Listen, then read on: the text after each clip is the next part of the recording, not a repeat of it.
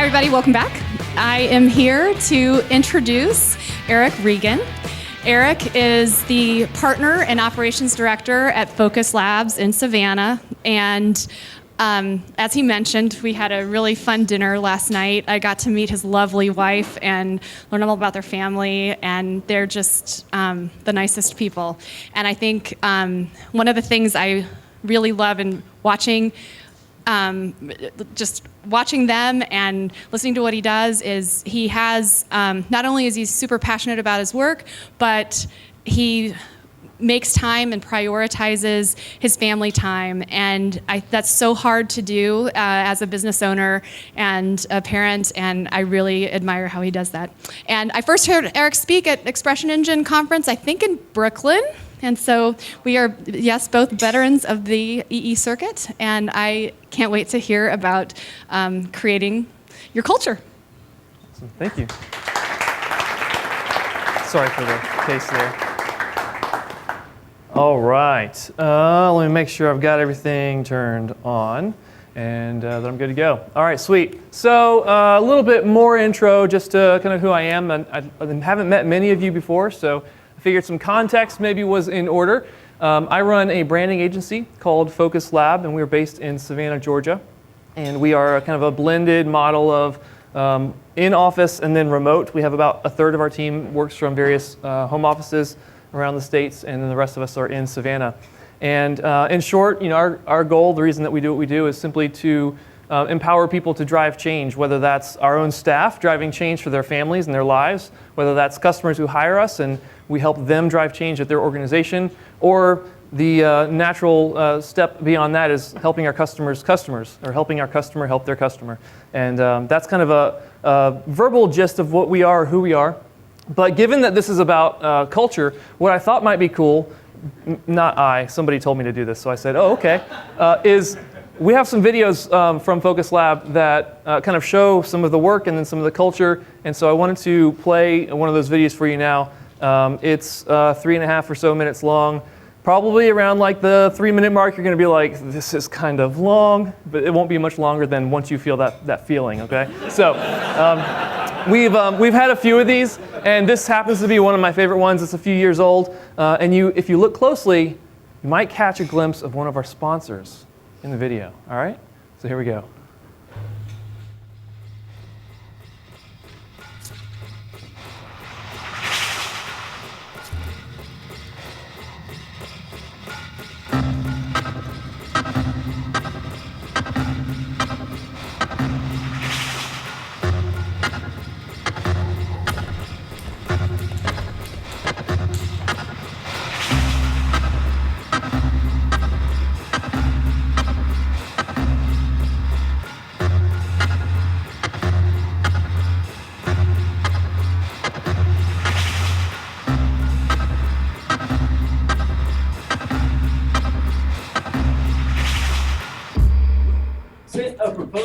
Had it here, meet these team and recitate. Here you go. Stand-up meeting. I got it. What da do da da do da da do. Yeah, get a strike every time. What da do, what da da do. What da do, what da do da da do da da do.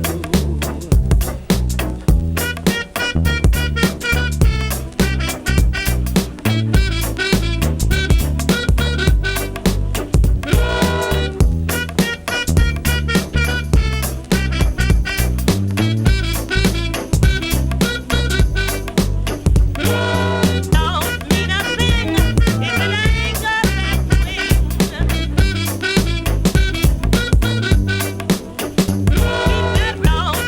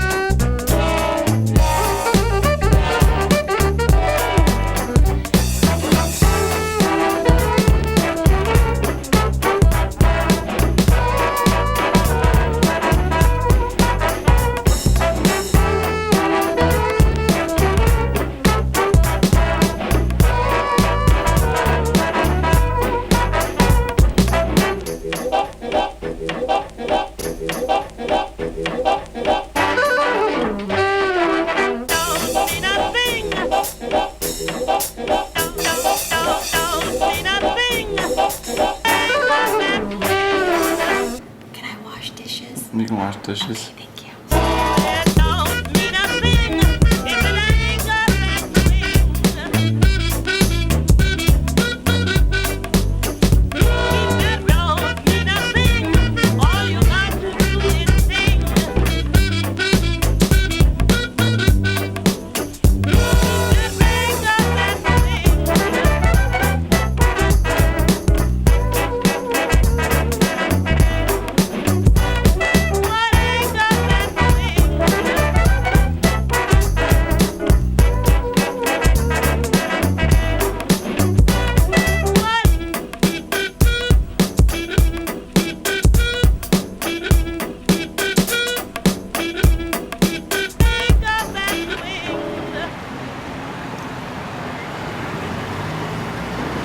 Something really important is coming. I'm gonna let it happen.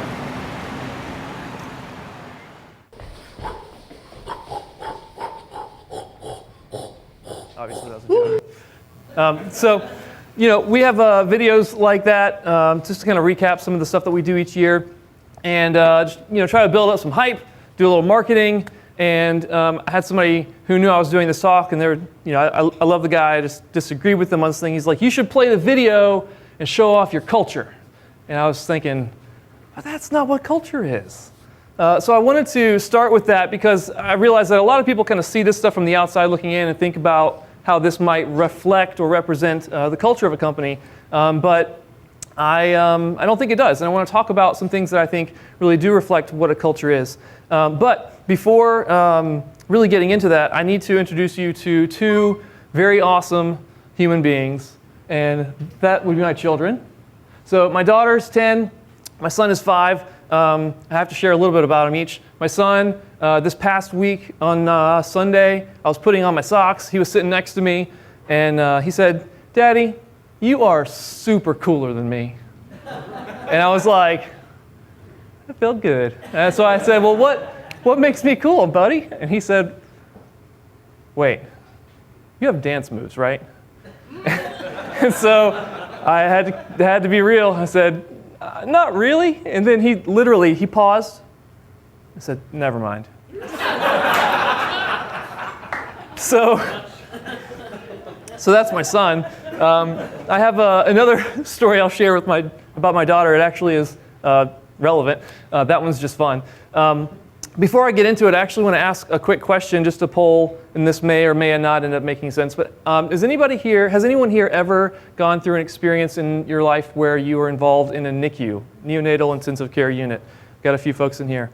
The reason I asked is because I'm going to show some pictures that I know that sometimes that can be kind of triggering if you went through something traumatic. So I'm going to show some photos of my daughter because she was born prematurely, and that's a huge part of our story and a huge part of what's kind of brought me to talk about some stuff today. So if you go back to, what's my daughter's birthday? If you go back to July 15th of 2008, my wife and I have been married for just over a year, and we're expecting our first child.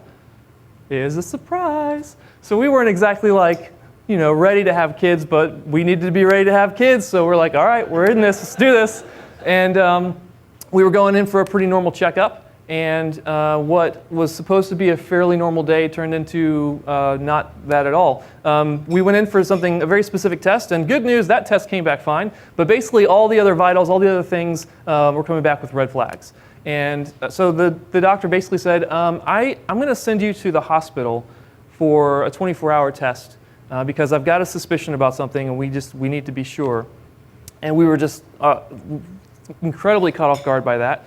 The short version is that not having been pregnant before, we didn't know what was normal or what was abnormal, and it turns out that there were some signs, if you knew what to look for, that our baby was not doing very well. So both baby and mom were sick, and we went to the hospital, had the 24-hour test. Next morning comes around, and the doctor rolls in, and he says, I've got some surgeries down the hall. I'm going to be gone for a few hours. I'm going to come back. He looks at the charts and kind of walks away. He says, I'll be back.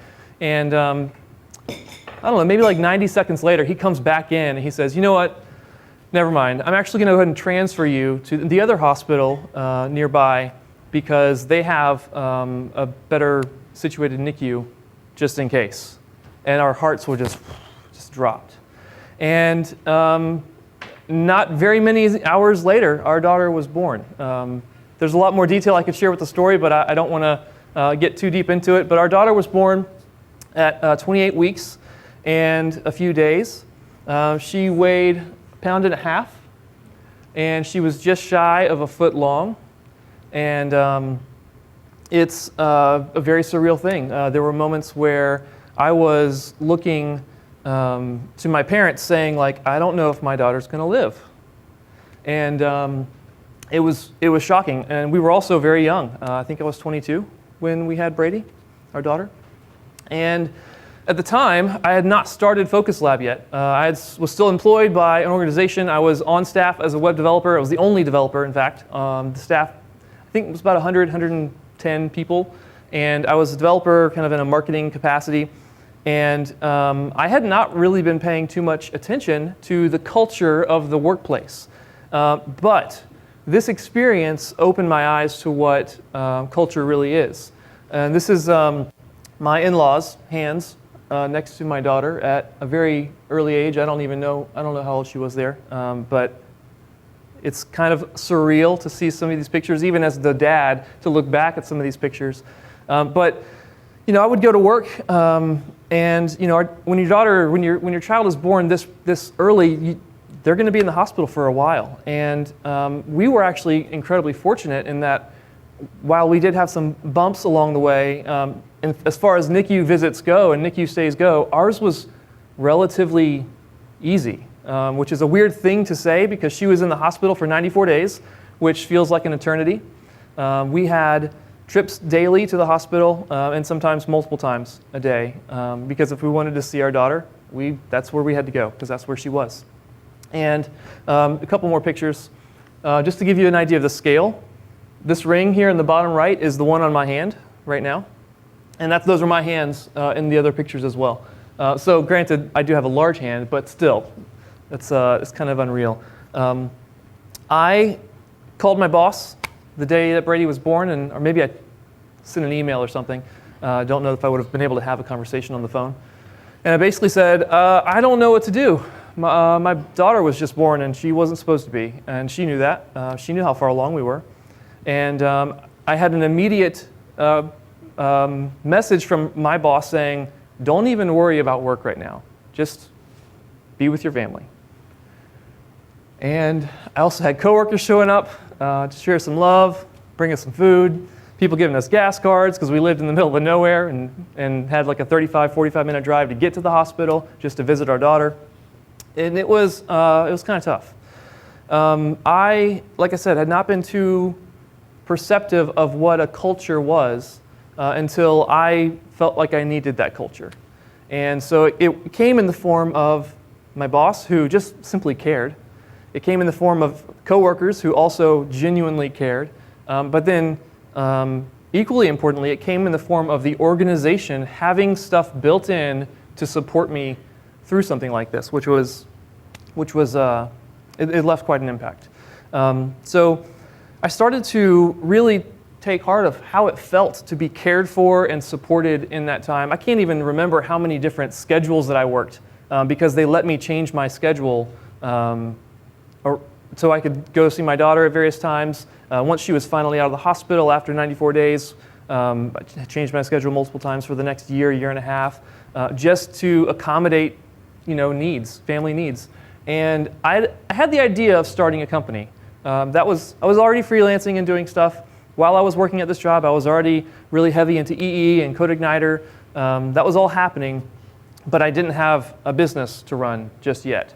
But I knew, after going through this, that whatever business I ended up running, that I had a new picture of knowing what it could feel like to support someone, to support a team, or even if it's just a couple of people. So this experience left a mark on me in a really good way in that sense.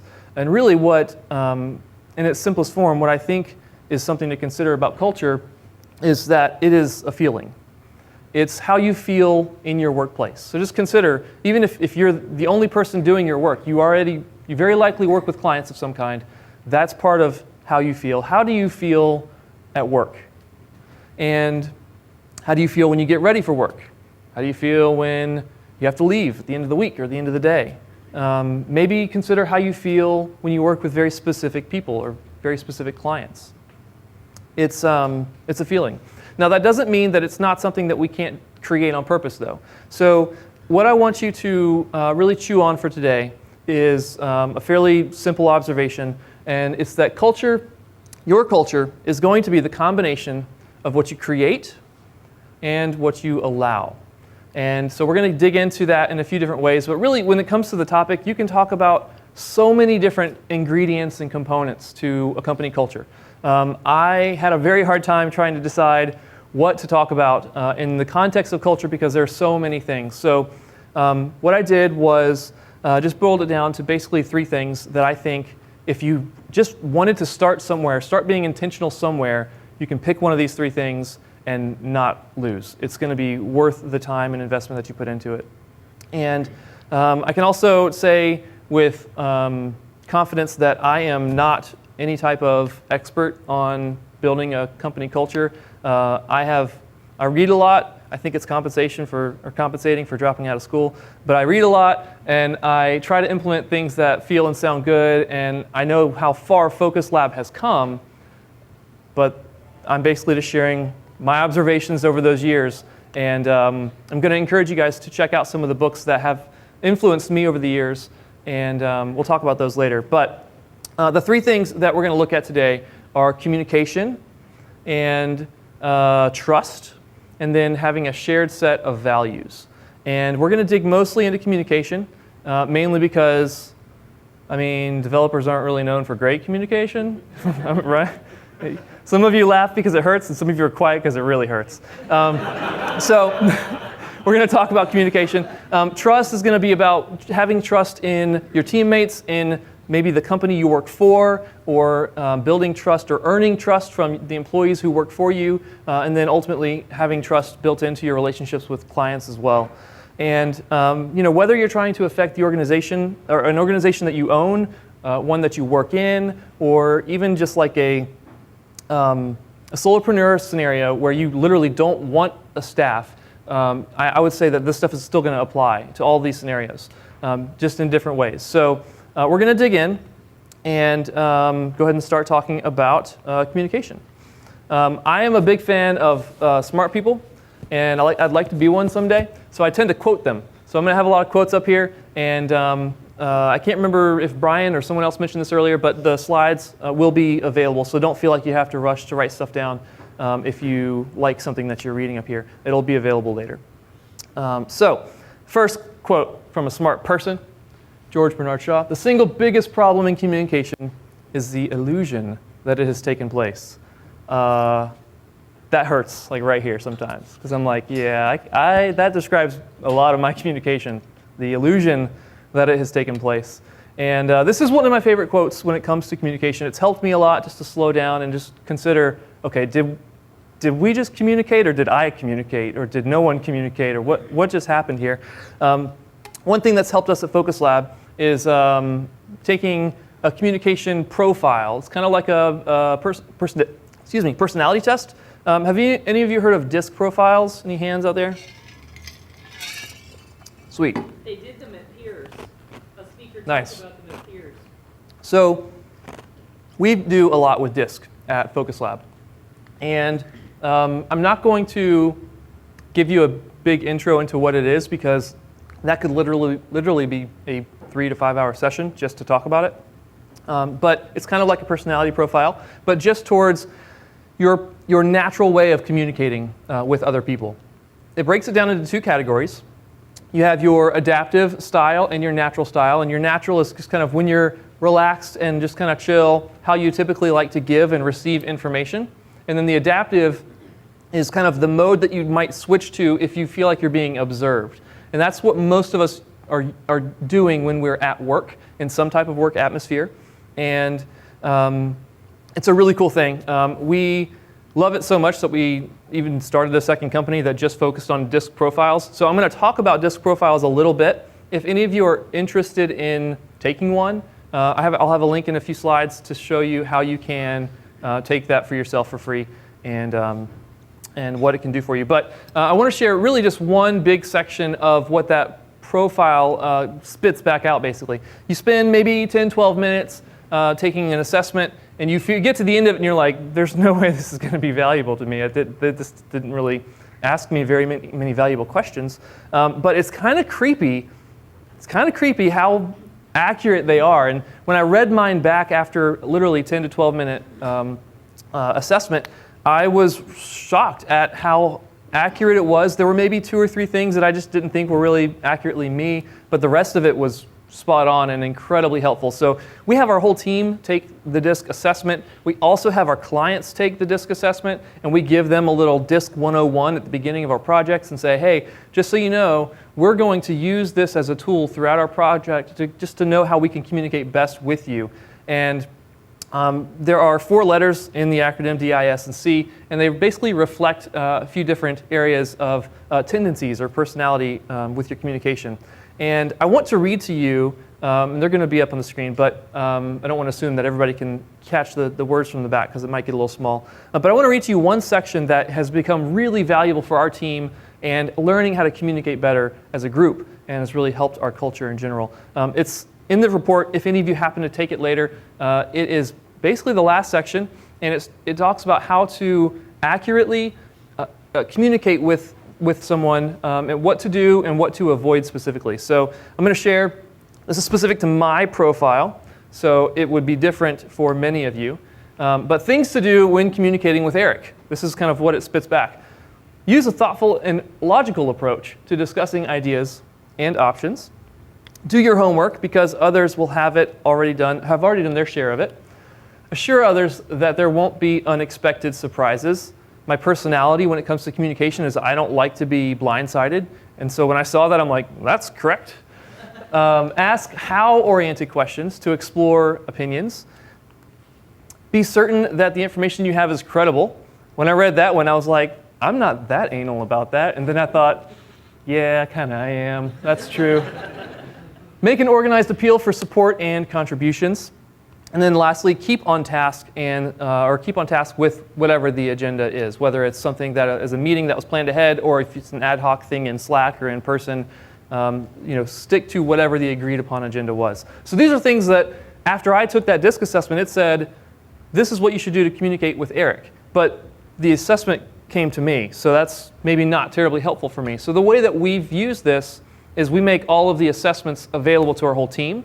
And we also condense, or rather extract, certain key sections when we share them with clients. So we'll say things like, on average, our team is going to try to communicate with you this way, but now that we know more about your personality or your DISC profile, we'll try to give you updates in the format that you are most likely going to really understand them and appreciate them. A quick example is that at this point, there have been so many talks, I can't remember which talk this came in, but somebody was talking about having an interaction with somebody who kind of just wanted the big picture, just wanted the details, or rather just wanted the high level and not the detail that just covered so many minutes of talking. And that's actually something that's very easily described with a DISC profile, where you can say, oh, well, I see that their profile is this, then I'm not going to get in the weeds on the details. I'm not going to tell them all that. I'm just going to tell them, I did the research, this is where I found it, this is the solution, I have what I need, do you have any questions? And that actually is helpful to certain people. It's also disastrous to the wrong people. So you might notice, if you try to approach somebody that way, let's say that you tend to be a big picture kind of person, and then you go to somebody who's a high detail person, and you just give them the big picture, and you kind of walk away. They're like, wait, I got 19 questions you need to answer first. I'm sure you guys know those people. I am that person, so I can make fun of them all day. It's really cool once you can actually start to identify different profiles when it comes to communication. So that's things that you should do when communicating with Erik. Here are some things to avoid when communicating with Erik. Provide some time to warm up to the ideas for mutual ownership. Now this is phrased a little awkwardly, but it's saying that that's something you should do. It's a little reversed in how it should have been written.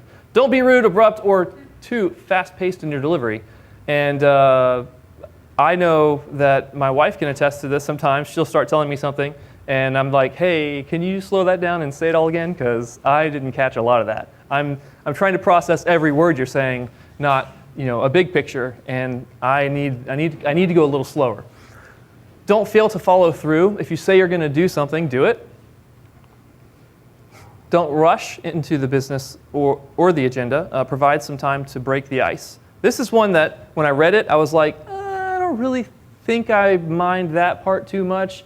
So this is an example of a single bullet out of a 2-page report, or 2 pages of the report where I don't think it really lines up with me. And so when I share my results with somebody, I would just delete that bullet, basically. Don't be domineering or demanding. And then if you disagree, don't let it reflect on others personally, and don't let it affect the relationship. I think it's really important to be able to disagree.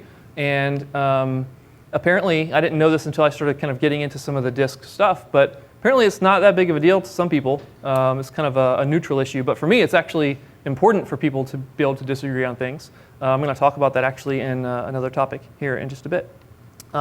Anyways, I could go on about DISC for a long time, and I actually contemplated putting like a micro DISC session into this talk, but I realized that would probably be a bad idea. So what I wanted to do was give you a little high level of what it could be, what it is for us at Focus Lab, and give you a chance, if you're interested, to take an assessment like that. It doesn't take much of your time. The only thing that you really need to do is make sure that you're focused on it and not distracted by notifications popping up or whatever the case is. So again, slides will be available later, but if you wanted to look at it now or write it down, focuslabllc.com/econf-disc. If you happen to go to that site, you will probably notice there is no mention of Focus Lab. That's because this resource is available through the second company that we'd started that was really centered around DISC profiles and training. So it's called Watson Works. It's legit. You're not being fished. All right. So next thing, I have a condition, you see, that I think many of you may have as well. The best way to describe it is to show you a photo. Okay, just let it soak in. Okay, some of you noticed it. I have something called RDF, or resting dev face. Anybody got resting dev face? I think so. The reason I wanted to share that is because it can be pretty easy to look pissed off when you're writing code, even if you're not. But not all of us work in an environment where we physically have people around us. I know a lot of us have remote jobs. But for those of you who do actually work around other people, it's actually something worth thinking about of what might you be portraying if somebody walks up and wants to talk about something or even just ask you a question or whatever the case is. I don't condone interruptions, but let's say it happened that one time. If I'm coding and I have this face on, which is often, and that's resting dev face, and I point my attention to the person who has approached me or even somebody who I want to bring up a conversation with, I usually keep the face on and I forget to change modes and I look angry, but I'm not. So the reason I wanted to mention this is that communication is a two-way street. It's equally important that you are intentional about your communication, and also it's important that when you are on the receiving end of something that you're not assuming too many things, projecting too many emotions that aren't actually there. But when you can control something like simply your facial expressions, it's worth kind of putting it in check a little bit. And if you have to switch modes, go, wait, let me scramble this up and start over. Okay, yeah, what's up? And you don't have to be chipper. You never know. Sometimes when people interrupt you, you're not chipper, and that's okay. But resting dev face, it can be kind of tough. There is one other thing though that I wanted to show you. Let me make sure I'm going in the right order. Nope, got one other thing before that one other thing. I'm gonna have a lot of one other things, just so you know. It's really easy to have a passive voice when you're communicating as well. And if you were able to make it into Tim's session earlier, he talked a little bit about this. If you missed it, you should definitely watch the video. It was really cool. And he gave a framework for how to handle some of this stuff, which was really great. But have you ever been in a conversation regarding a project or, well, yeah, I'll stick to the project context. And somebody said something like, hey, we should fix that problem on the website. And you're like, I agree. And then you go separate ways. So who's doing what? That is unfortunately, it's not terribly uncommon. It's also not uncommon with client work. If you spend much time with clients, sometimes you'll realize that neither of you are great at communicating sometimes. And they express a want or a need, and you express, you acknowledge it, but in your mind you're like, well, it's not in the scope, so we're not going to worry about it. They understand that. But that all happened up here. Speaking in kind of these passive terms can be pretty dangerous. So if you catch yourself in a moment where something was said kind of passively and there is no owner of whatever that thing was, just slow yourself down a little bit and just try to ask the clarifying questions that you may need to ask. Something like, I totally agree that that thing needs to be fixed on the website. And let's say you're talking to somebody who has decision-making, authority on that topic. You might say, do you want me to do that like now and prioritize it in front of the other things that you had me working on, or do you want me to do it at a different date? Or maybe it's the other way around relationship-wise, and somebody mentions it to you and you say, yeah, I agree.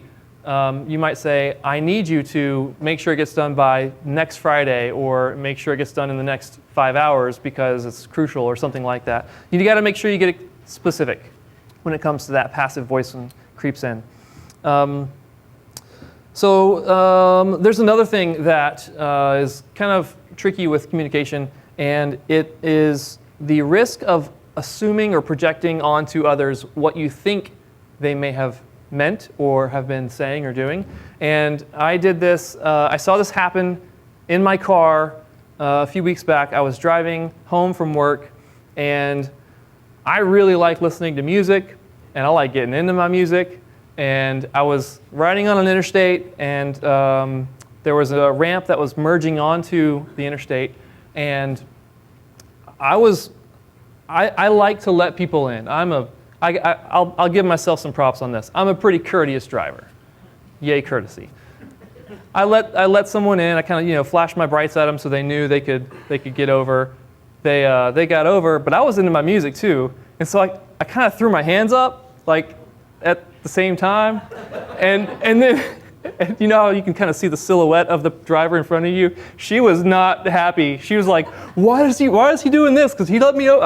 I don't know what she was thinking, but I definitely confused her, because I let her over, but then I just threw my hands up like somebody who might have been mad, but I was just getting down. That's all. She didn't know that. So it was, I felt bad. I felt bad, but I also got a really good laugh out of it. It's easy to see something where there's a barrier between you and someone else and not actually know what they were meaning behind something, what their intention was. And it's really easy for us to assume that we know what they meant by it or what their intent was. So I don't have a magic bullet for this. Basically, just try to slow down the assumptions. And if you are in some way kind of turned off or put off by something that somebody did, give them the benefit of the doubt.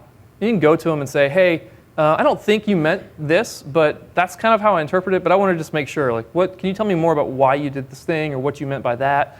And maybe not pull over on an interstate to ask somebody that, but maybe in Slack or in an office, it's not that hard. So that was kind of a fun thing.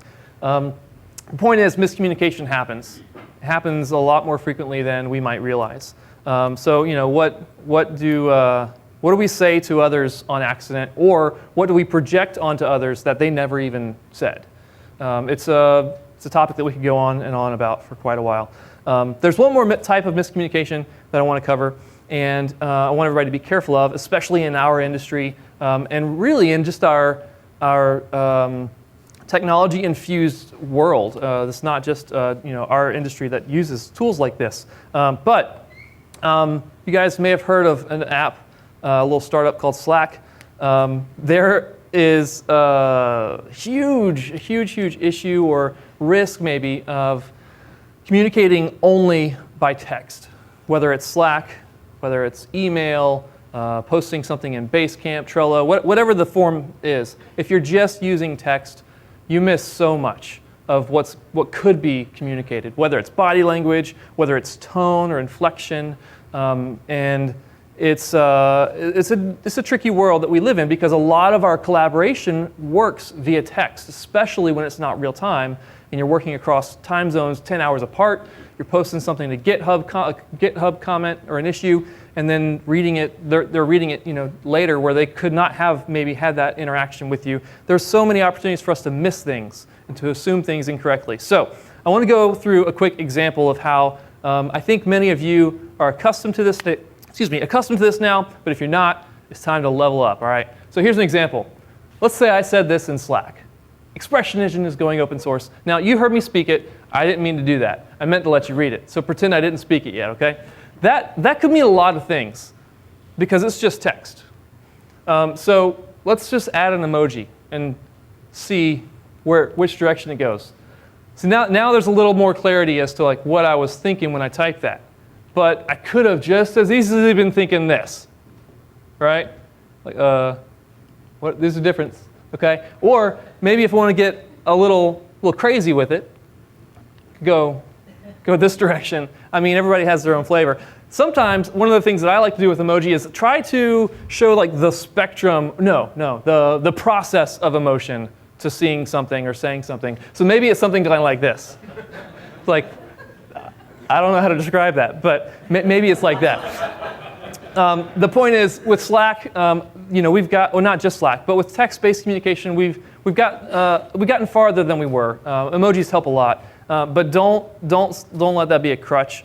You're never going to beat a phone call with text. You're never going to beat a video call with a phone call, and you're not going to beat in person with a video call. There are just things that we can communicate with one another that you can't do in text, unless you write a lot more. But ain't nobody got time for that. All right. So to illustrate this, I want to share a 30-second commercial spot from State Farm. And I want you to watch it closely because there are two distinct scenes, and the script is identical in the two scenes, but the message is vastly different. Wild Mustangs. I can't believe we live in the middle of all this. They're supposed to be one of the most gentle creatures in nature. Really? I read that once. State Farm knows that for every one of those moments, there's one of these. Wild Mustangs? I can't believe we live in the middle of all of this! They're supposed to be one of the most gentle creatures in nature. Really? I don't know, I read that once. That's why more people save money by combining their home and auto with State Farm. Here to help life go right. State Farm. I like ads like that. But it's kind of cool because it shows you they took the same script, and I don't know if you could hear all the dialogue, but they took the same exact script, put it in two very different scenes, and the message was different. Can you imagine reading that as a Slack, or a Basecamp message to a client or something like that? Like you miss a lot without the Mustangs trampling through the front yard. So same words, different meaning, and different stories. So I think what it boils down to is pretty simple. And it's that you should know yourself, know how you communicate, how you, where your risk level is of assuming or projecting your own emotion into something that doesn't actually belong, and then know your team. And by team, I'm not necessarily talking about a team you work on. I'm talking about the people you work with. That could be teammates and coworkers, or it could be clients, people who you just work with regularly. You got to know one another, know how to communicate with one another. And it's not something that happens quickly. It's something that takes some time. So it can make a world of a difference, though, if you know that you can show up to work and know that you'll be able to communicate with the people around you. So communication, big stuff. One final note on that. Communication is a skill that you can learn. It's like riding a bicycle or typing. If you're willing to work at it, you can rapidly improve the quality of every part of your life. I will say the whole disc stuff predominantly started for me at work. But it's the stuff that I've learned along the way and the improvements I've made at being a better communicator helped me well beyond my office hours. They helped me as a parent, they helped me as a husband, as a friend, and it's a worthwhile investment. So communication, good stuff. Next thing is trust. In context of building a team, trust is basically the confidence among team members that their peers, or in their peers, that their intentions are good, and that there's no reason to be protective or careful around the group or while you're in the group. And when there's no trust, it can get pretty bad pretty quickly. You end up with a lot of wasted time and energy when there's no trust. Things go unspoken. People tend to dread meetings when they don't trust those they're working with or working for. People are typically reluctant to take risks. This is absolutely true both with your team and with customers. Your customer might be reluctant to take a risk with you because they don't trust you. You haven't earned their trust. Same way, the way around. You might be reluctant to take a risk with a client because they haven't earned your trust. If you don't have trust, you might be in an environment where people don't want to ask for help, which is really bad, especially if we're trying to continue to get better together. Morale typically is pretty low when trust is missing. And this is a topic that I ended up kind of condensing down a bit and not getting into too much detail, but there is a book that I want to recommend in a minute that I think will be really great. But first, I really love Peter Drucker. He said this many years ago, but he said organizations are no longer built on force, but on trust. And that was kind of an acknowledgement of going back even a century ago, looking at how organizations were run and how decisions were, how they were made and how work was dictated into the era getting into the 70s, 80s, 90s, and the 2000s of really starting to build teams around trusting one another, whether it's, again, client and vendor or just a team itself. So the book I wanted to mention is by a guy named Patrick Lencioni, and it's called The 5 Dysfunctions of a Team. It's a great book. I'll give you a warning, though. If you don't like business books that start with cheesy stories, you can skip the first 80%. Seriously. I don't mind the stories. They're usually quick reads. So I enjoy Patrick Lencioni's books. Most of his books, though, start with a fable of some kind that teach the lessons, and then the last 30 pages are the lessons.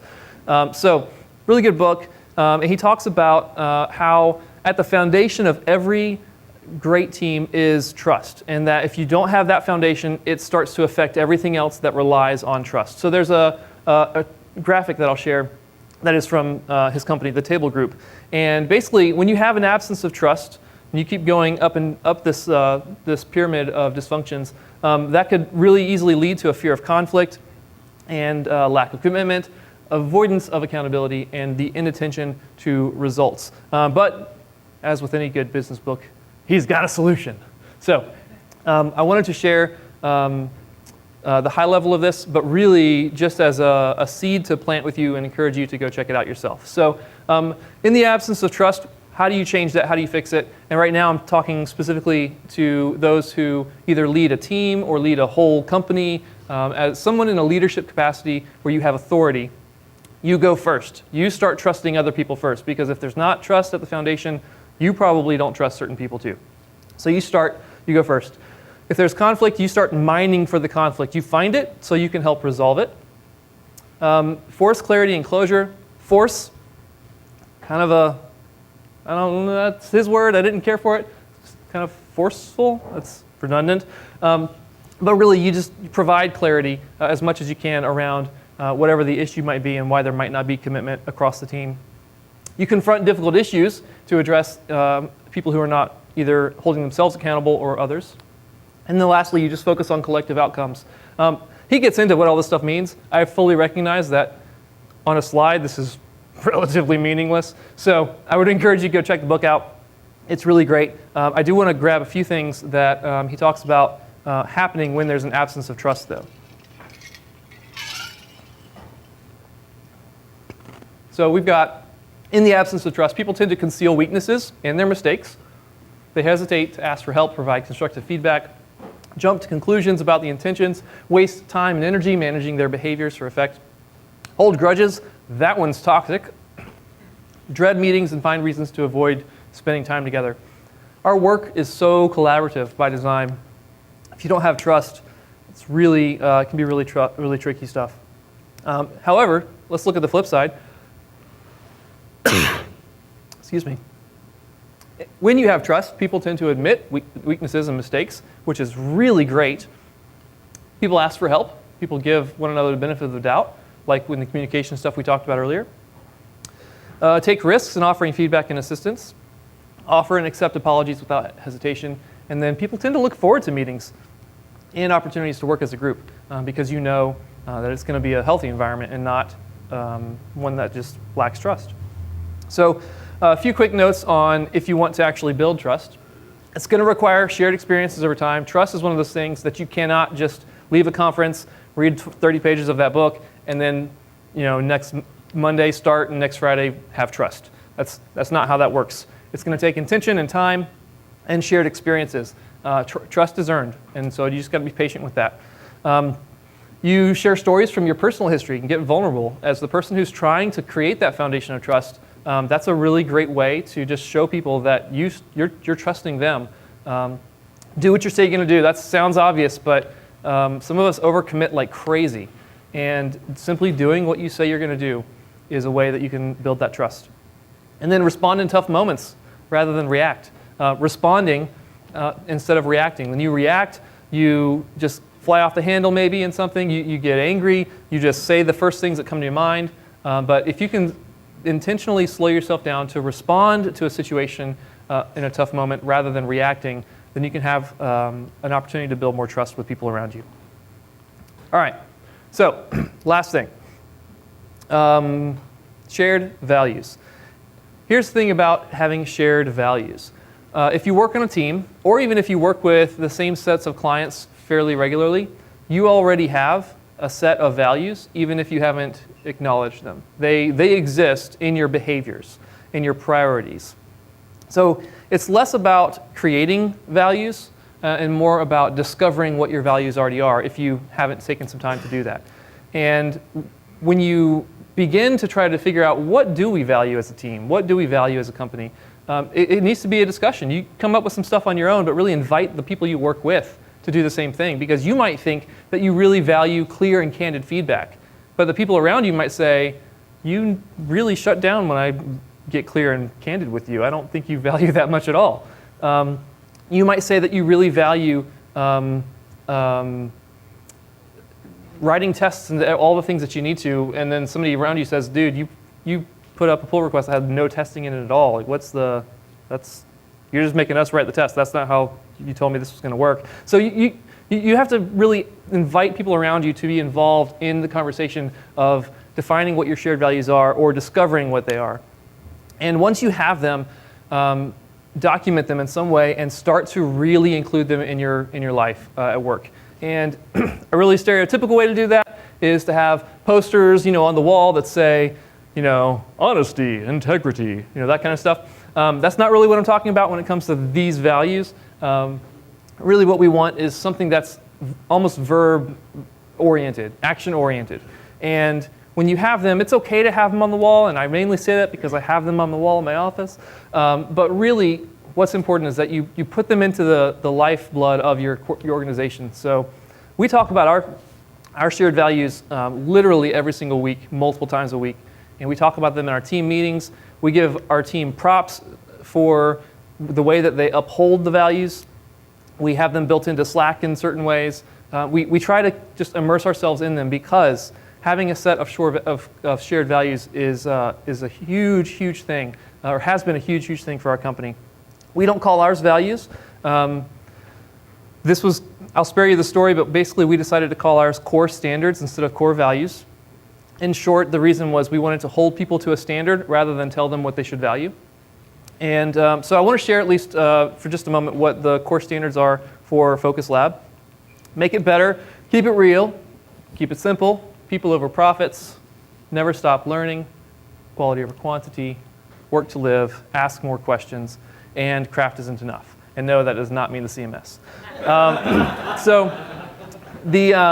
I think we came up with that when it was not called craft. So actually, I can't remember. But these are our core standards, and most of them start with a verb because we want them to drive people to do something. And they're all available if you wanted to check out more specifics on them on our website, just /standards. And we go into more detail about what each one means to us. But the way that we live these out, the way that we make sure these are top of mind, isn't by just saying something like, make it better. We actually take the time to say, hey, in a full company meeting, we would say, I just want to give Charisse a team high five because she was she noticed that there were some issues with the way that we were scheduling these two teams, and she decided she needed to make it better. And so she got to work and she did this thing. She talked to these people. They came up with a thing. They did blah, blah, and they made it better. So like we tell a story about it. And that is a much more effective way, I've learned, than just to say, hey, don't forget to be making it better. So I don't know what that voice was. That was like a mix of like Barack Obama and Kermit the Frog. I don't know. I'm glad that's on video too. We've got this stuff littered through Slack. We try to keep it around us. And it's also important to try and make things like this measurable. So can you actually measure the number of things that you've made better at your company? Can you measure the amount of time you've tracked against efforts to make things better? Just making things measurable is really helpful. So here's another quote that I like from one of the books that's really helped me. Announcing values, definitions, and behaviors, but not holding everyone accountable will erode the trust and integrity of your team, company, and leaders. And it's not just enough to identify them. You've actually got to find a way to build them in. Everything a leader does either helps, hurts, or hinders the creation of a great team culture. Again, from the book called The Culture Engine. So I want you to just remember that your culture is the combination of what you create and what you allow. So I've mostly talked about the creation of things today, but it's equally important for you to consider what things annoy you, what things do you not want to actually be a thing around you, and are you actually enabling those things? Are you allowing those things by choosing to avoid conflict or avoid some kind of messy situation? What is it that you might be allowing?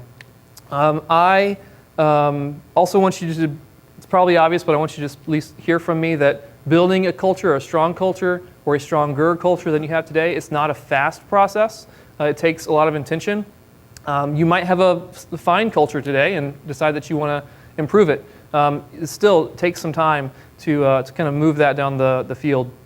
A good question to ask yourself if you are committed to improving that is what have I done today to improve the culture that I work in, or at least to reinforce the culture that I'm trying to build.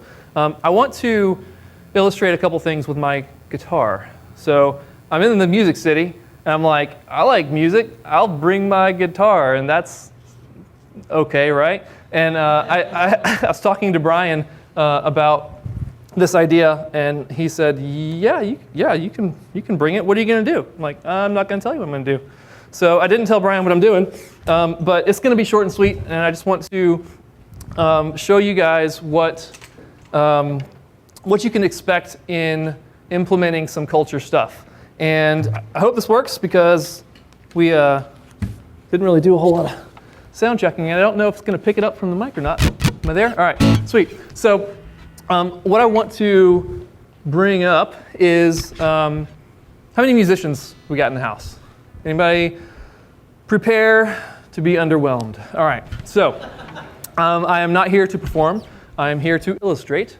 And I'm going to use a chord that generally speaking, I just want you all to shout out to me what emotion you feel like people would assign to this chord, whether it's like a happy or a sad thing. I'm going to play a chord. Generally speaking, what emotion would you say? Sad. It's Freebird. Brian asked if that you could say that. Where did Brian go? I had a feeling somebody would say Freebird. But yeah, sad. You hear sad when you hear something like this typically. And it's an A minor.